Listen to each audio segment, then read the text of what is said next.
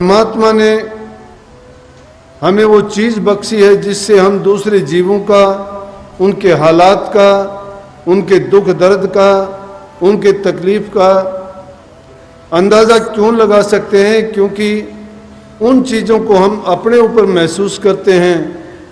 तो हम सोचते हैं कि हर जीवधारी को जिस प्रकार से हमें दुख होता है, हम सुख महसूस करते हैं।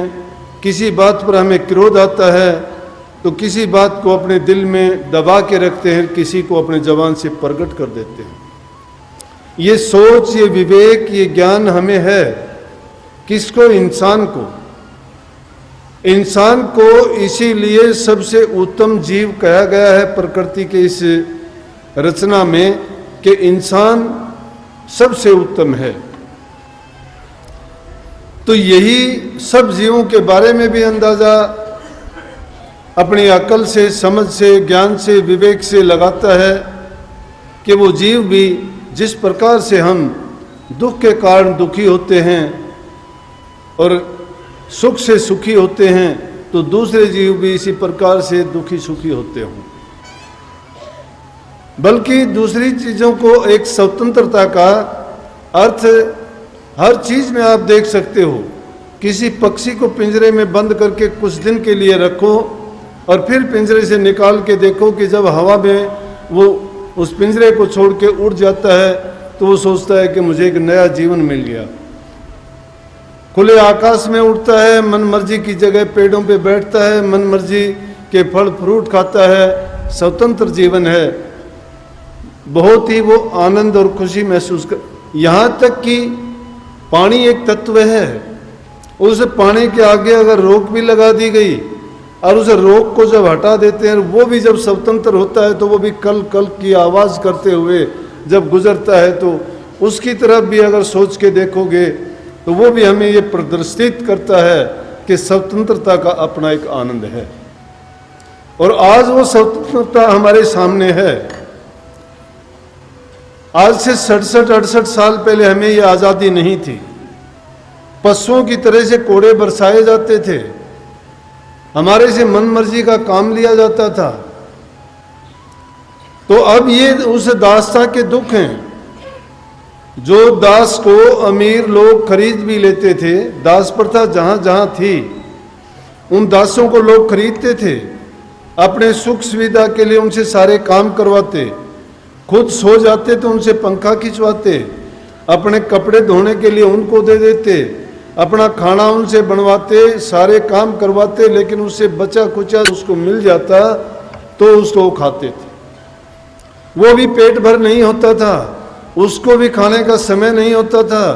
खाना खाते वक्त भी अगर उसको काम बता दिया जाता है तो काम को छोड़ के, खाने को छोड़ के उसको काम पहले करना पड़ता था। एक तरफ वो आज़ादी का सुख है स्वतंत्रता का, और दूसरी तरफ गुलामी का दुख है। उस दुख के बारे में हम अपना ये इंसान, इन जीवों के लिए तो अंदाजा लगाते हैं, लेकिन दूसरी तरफ हम अध्यात्म प्रेमी, परमार्थ के मार्ग पर चलने वाले अपनी रूह की तरफ देखते हैं तो वो भी इसी प्रकार से इस काल और माया के देश में ये भी उन बेड़ियों में जकड़ी हुई है जिस प्रकार से हम दास्तां की बेड़ियों में जकड़े हुए थे। और ये भी सुखी नहीं है। क्यों सुखी नहीं है? कि वो इस काल देश के बंधनों में है। जिस प्रकार से ये शरीर हमारा बंधा हुआ था उन चीजों से, मन के बंधन में आके रूह को बहुत दुख है। ये सुखी नहीं है। लेकिन इसकी आज़ादी का रास्ता है वो संत सतगुरु के पास। जब हम संत सतगुरु के पास चले जाएंगे तो इसको आज़ाद करने का तरीका बता देंगे। नहीं तो ये रूह भटकती भटकती 184 योनि में एक शरीर छूटता है, दूसरा इसको त्याग मिल जाता है। एक के कर्म पूरे नहीं होते, दूसरे के कर्म और बंध जाते हैं। दूसरे और तीसरे की बात छोड़ो, कितने कितने जन्मों के ये कर्मों का वजन लिए हुए रूह इस संसार में दुख सुख पाते हुए और इधर उधर घूमती है, फिर भी इसको पूरा नहीं कर पाती। और उस दुख सुख में जिस हालात में ये होती है, उसी हालात में ये सोचती है कि मैं सुखी हूँ। लेकिन इसकी आज़ादी का रास्ता है वो संत सतगुरु के पास। जब हम संत सतगुरु के पास चले जाएंगे तो इसको आज़ाद करने का तरीका बता देंगे। नहीं तो ये रूह भटकती भटकती 184 योनि में एक शरीर छूटता है, दूसरा इसको त्याग मिल जाता है। एक के कर्म पूरे नहीं होते, दूसरे के कर्म और बंध जाते हैं। दूसरे और तीसरे की बात छोड़ो, कितने कितने जन्मों के ये कर्मों का वजन लिए हुए रूह इस संसार में दुख सुख पाते हुए और इधर उधर घूमती है, फिर भी इसको पूरा नहीं कर पाती। और उसे दुख सुख में जिस हालात में ये होती है उसी हालात में ये सोचती है कि मैं सुखी हूँ। लेकिन जब इंसान के चोले में आती है और जब इसको ये समझ, इसका विवेक और ज्ञान जागता है तो इसको पता लगता है कि मैं सुख की बजाय दुख से बंधी हुई हूँ। यहाँ संसार में आके भी इसने जो नाते बना लिए, दुनिया में जो जो नाते जोड़े गए, माँ बहन का, रिश्तेदार का या मित्र का या किसी न किसी रूप में, सब प्रकार से जो हम बंधे हुए हैं, उन बंधनों में ये बंध के भी उन झूठे नातों को सच्चा मानती है। बाहर के बंधन तो ये दिखाई देते हैं, लेकिन जो अंदर का बंधन है वो दिखाई नहीं देता।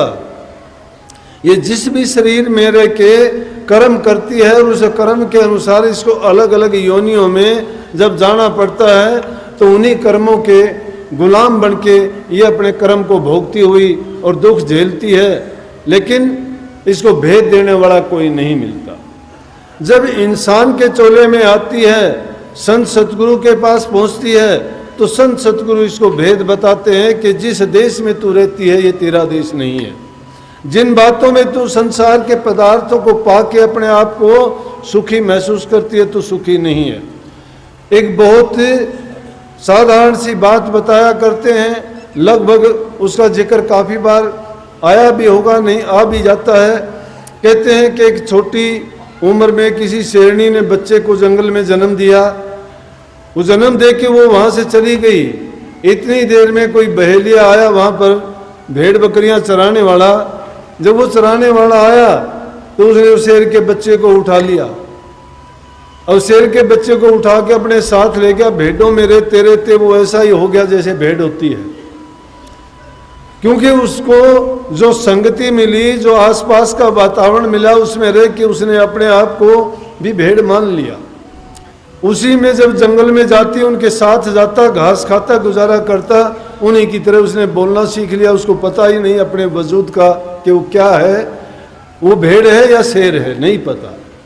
लेकिन एक दिन जब एक शेर ने अपने शिकार के लिए घात लगाई और उसने देखा कि आज तो मैं इसमें से किसी भेड़ या बकरी को उठाऊंगा, वो छिप के बैठा हुआ था तो सामने से उस शेर का बच्चा गुजरा। उस शेर के बच्चे को देख के और शेर को बड़ी लज्जा आई कि तो शेर है और ये भेड़ों में और बकरियों में क्या करता है। जब उसने शेर के बच्चे को आहिस्ता से पूछा कि तू कौन है, कहने लगा मैं भेड़ हूं। कहने लगा नहीं, ये झूठी बात है, तू भेड़ नहीं है, तू शेर का बच्चा है, तेरी शक्ल मेरे में मिलती है, इन भेड़ों में नहीं मिलती। आज तुझे मैं दिखाता हूं ये। उसने, शेर के बच्चे ने यकीन नहीं किया कि मैं हूं क्या, लेकिन उसको पानी के पास लेके गया और देख के कहने लगा तेरी शक्ल को भी देख और मेरी शक्ल को भी देख। जब बच्चे ने देखा कि हाँ हम तो एक जैसे हैं, तो कहने लगा कि तू भेड़ नहीं, तू हमारा बच्चा है, हमारे वंश का है, तू शेर है, वो तो तेरी खुराक है। चल उनके पास, उनको मार और खा, तेरा काम घास खाना नहीं है। कहने के लिए तो ये कहानी है शेर के बच्चे की और भेड़ की, लेकिन ये वास्तव में है ये इंसान पर। ये इंसान भी इस दुनिया में आके इन दूसरे जीवों में पढ़ के अपने आप को, ये रूह भी इसी तरह से मानने लगी। लेकिन असल में है क्या, ये परमात्मा की रूप है, ये उसकी अंश थी, उससे बिछड़ के आई है, लेकिन ये अपने वजूद को भूल चुकी है। अब ये पछताती है, रोती है, आदि घर को भूल गई है। इसको आदि घर की याद नहीं कि मेरा घर कहाँ था। इसी झूठे संसार को अपना घर मानती है, इसी में रह के ये खुश है जिस प्रकार से वो बच्चा उनमें रह के खुश था। लेकिन वास्तविकता ये है प्रेमियों कि इस रूह का ये घर नहीं है। रूह जिस शरीर में रहती है ये भी उसका मुकाम नहीं है। ये तो बदलती रहती है, इसको मिलते रहते हैं, एक छूटता है, दूसरी जगह मिलती है, दूसरी छूटती है, तीसरी मिलती है। एक नहीं 84 लाख प्रकार की योनियां हैं। ये जैसा जैसा कर्म करती जाती है वैसी वैसी इसको योनि मिल जाती है।